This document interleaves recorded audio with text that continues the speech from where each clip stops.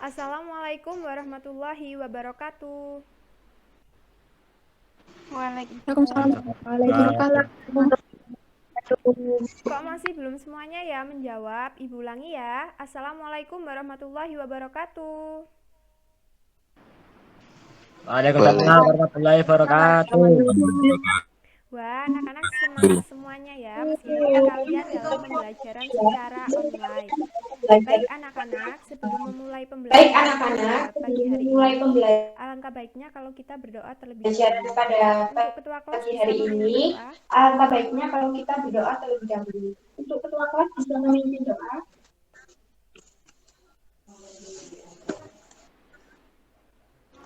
Baik, Bu.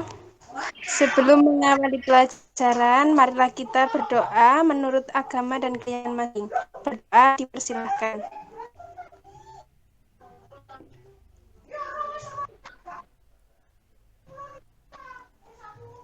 Berdoa selesai. Baik anak-anak, sebelumnya yang bisa on cam bisa silahkan on cam ya. Baik anak-anak, selanjutnya kita akan membacakan teks Pancasila terlebih dahulu. Semuanya mengucapkan Pancasila ya. Ibu hitung 1 sampai 3. 1, 2, 3. Pancasila. 1. Ketuhanan yang Maha Esa. Tuhanan yang Maha Esa. Kemanusiaan yang adil dan beradab. Persatuan Indonesia. Persatuan Indonesia. Kerakyatan yang dipimpin oleh hikmat kebijaksanaan dalam permusyawaratan perwakilan. bagi seluruh 5. Keadilan sosial bagi seluruh rakyat Indonesia. Ya, terima kasih anak-anak. Anak-anak ini semuanya sudah mandi apa belum?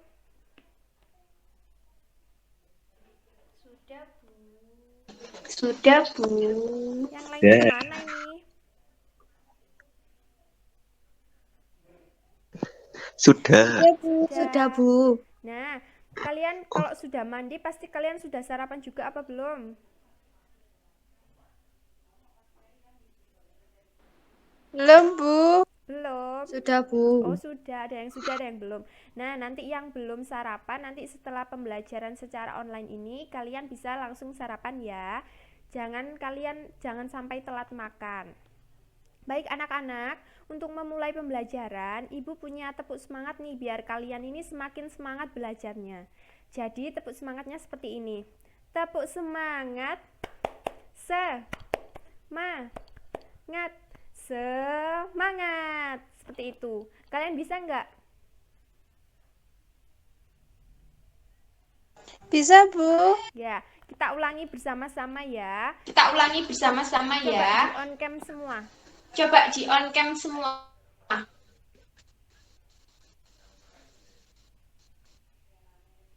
Ayo anak-anak bisa on cam semuanya. Ayo anak-anak bisa on cam semuanya. Kita tepuk semangat dulu.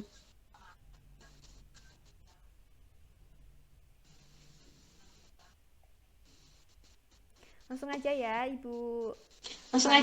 Ibu Pandu. Tepuk semangat. Tepuk semangat. Semangat. Semangat. Coba ulangi satu kali lagi. Semuanya masih Coba ulangi satu kali lagi. Tepuk semangat. Semuanya masih belum kompak ini. Semangat. Semangat.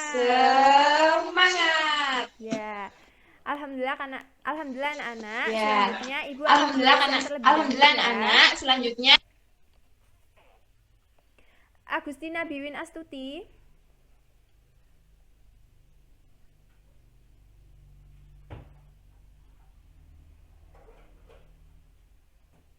Halo Mbak Agustina Biwin Astuti.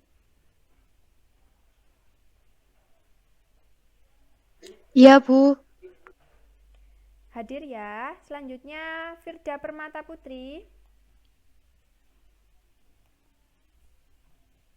Oh, enggak hadir ya. Selanjutnya Sela Erika Rahmadani.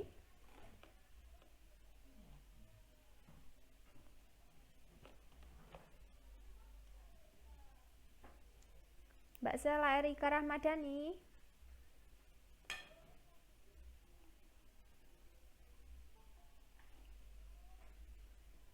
Mungkin jaringannya terputus ya.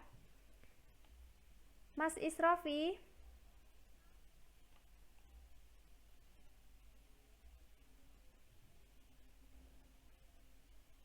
Mungkin sinyalnya juga ya jelek ya. Kofidatur Rahma? Hadir, Bu. Audria Oktavia? Hadir, Bu. Wahyuni Dwi Wulandari? Hadir, Bu. Alif Yarda Raihan Permana? Hadir, Bu. Ridho Kurniawan? Hadir, Bu. Septian Adi?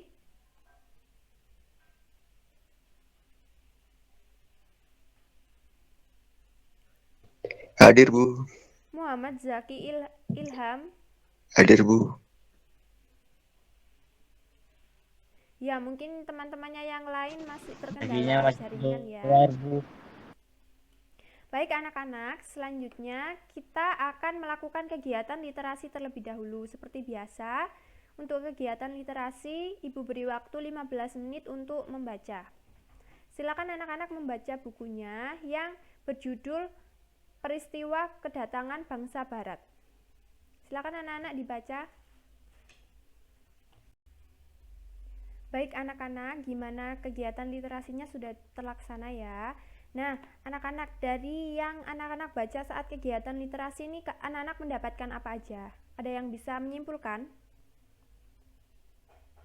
Saya, Bu. Ya, silakan Mbak Agustina.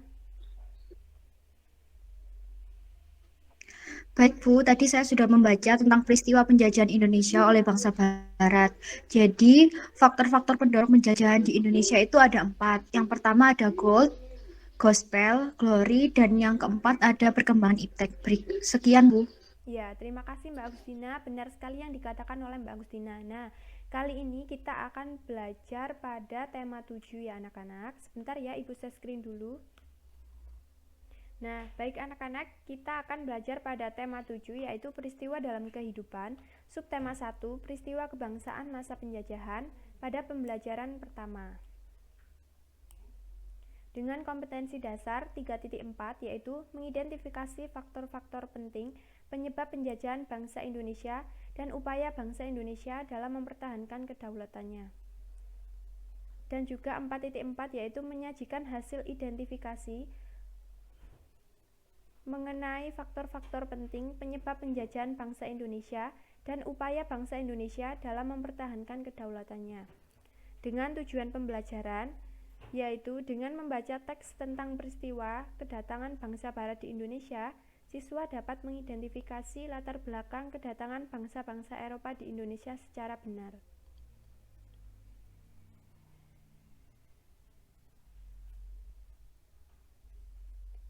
Baik anak-anak, yang pertama itu ada faktor-faktor pendorong penjajahan samudra. Anak-anak tahu nggak apa sih faktor-faktor pendorong penjajahan samudra itu? Ada yang tahu nggak?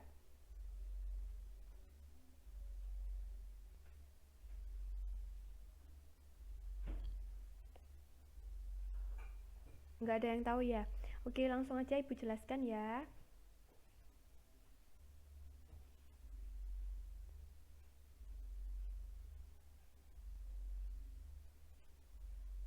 Nah, yang pertama itu ada gold. Gold itu adanya keinginan mencari kekayaan. Indonesia merupakan negara yang memiliki rempah-rempah yang sangat melimpah. Tahukah kalian apa sih hubungan antara cengkih dengan penjajahan yang dialami oleh bangsa Indonesia? Ada yang tahu nggak? Iya, silakan. Saya, Bu. Iya, silakan Mbak Audria.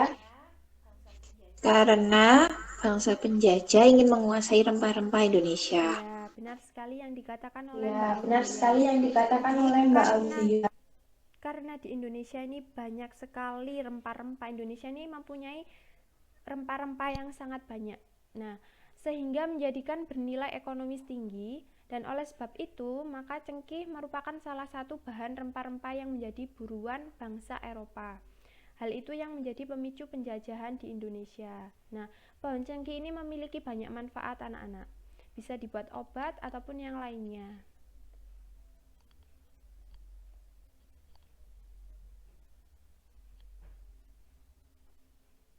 Lanjut yang kedua ya. Yang kedua itu ada glory.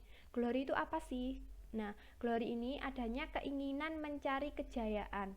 Di Eropa ada suatu anggapan bahwa apabila suatu negara mempunyai banyak tanah jajahan, negara tersebut merupakan negara yang jaya atau yang disebut juga dengan glory. Nah, dengan adanya anggapan ini menjadi pemicu penjajahan di Indonesia. Jadi di suatu negara itu jika mempunyai tanah jajahan yang sangat banyak, maka negara tersebut itu bisa dikatakan dengan negara yang jaya atau yang disebut juga dengan glory. Selanjutnya yang ketiga yaitu gospel. Nah, gospel itu apa sih anak-anak? Nah, gospel itu adanya keinginan menyebarkan agama. Selain mencari kekayaan dan mencari kejayaan, bangsa Eropa ini juga ingin membawa misi khusus, yaitu salah satunya menyebarkan agama kepada penduduk daerah yang dikuasainya. Jadi, bangsa Eropa ini harus bisa menyebarkan agama ke seluruh negara-negara yang lainnya supaya apa? Supaya dia bisa menguasai negara tersebut. Nah, dengan tugas mereka ini dianggap sebagai tugas suci. Karena apa?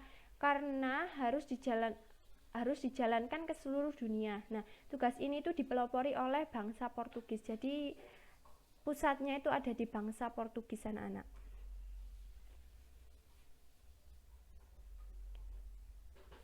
Baik, selanjutnya yang ketiga yaitu perkembangan iptek. Perkembangan iptek. Iptek itu apa sih anak-anak?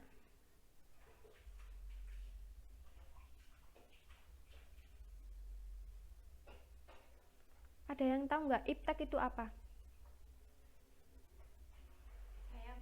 Ya, Bu. Iya, silakan Kak Udria.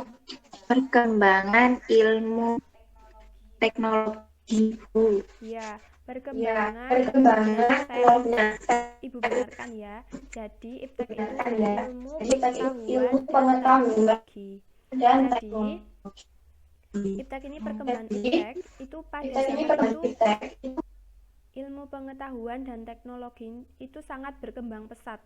Seperti dikembangkannya teknik pembuatan kapal yang dapat digunakan untuk mengarungi samudra. Nah, itu salah satunya itu ada perkembangan teknik itu. Jadi mesin, kan dulu kalau kapal itu kan cuma pakai angin. Nah, sekarang kan bisa pakai mesin. Jadi itu merupakan termasuk perkembangan iptek anak-anak. Selanjutnya yang kedua, perkembangan iptek yang kedua yaitu ditemukannya mesiu untuk persenjataan. Senjata dapat digunakan untuk melindungi pelayaran dari ancaman bajak laut dan sebagainya. Nah, jadi untuk perkembangan yang kedua itu adanya senjata. Jadi dulu kan senjatanya mungkin masih pakai bambu seperti itu ya anak-anak. Sekarang sudah semakin pesat, jadi sekarang itu ada pedang yang pakai apa itu namanya peluru juga. Nah, itu kan merupakan termasuk perkembangan iptek anak-anak. Selanjutnya perkembangan iptek yang ketiga yaitu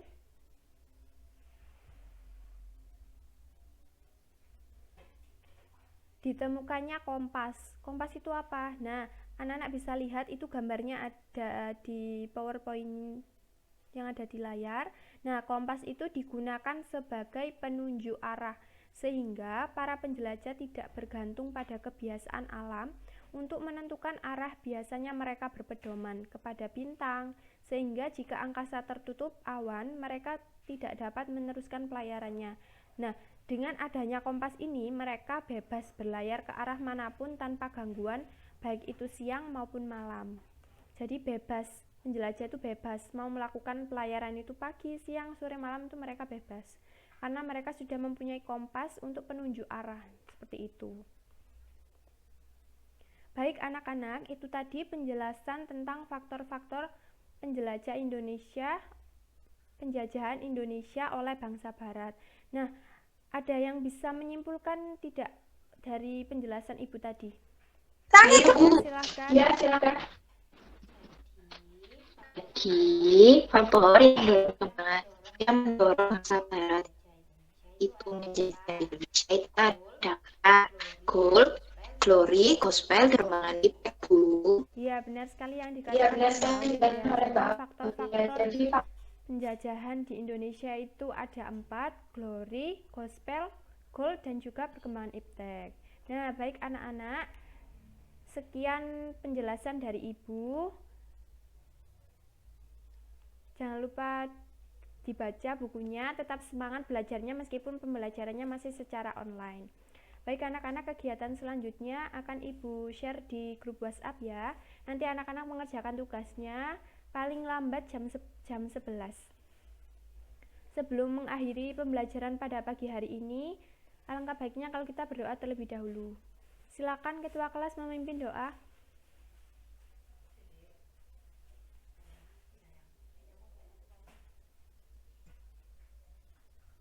Assalamualaikum warahmatullahi wabarakatuh.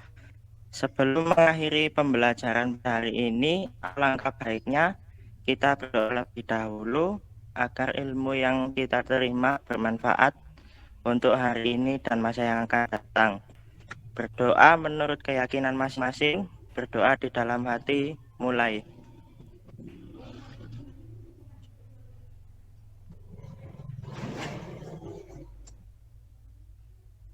Berdoa selesai. Baik, terima kasih Mas Isrofi. Baik, Ibu akhiri. Sekian dari Ibu. Wassalamualaikum warahmatullahi wabarakatuh. Waalaikumsalam. Waalaikumsalam warahmatullahi wabarakatuh.